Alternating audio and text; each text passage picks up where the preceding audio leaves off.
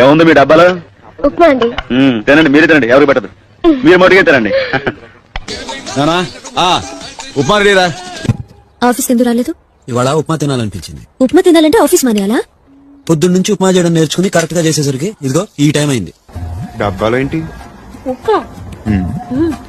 Family మొత్తం ఉప్మా తిని బతికేస్తున్నారా నాన్న?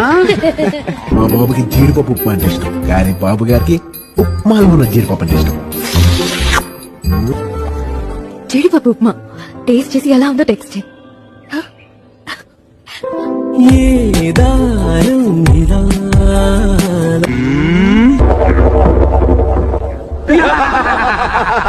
ఎందుకయ్యా నవ్వుతారు? మొగుడు శవం నట్టింటో ఉంటే వంటింటో ఉప్మా తింటా అంటే నవ్వక సత్తావా?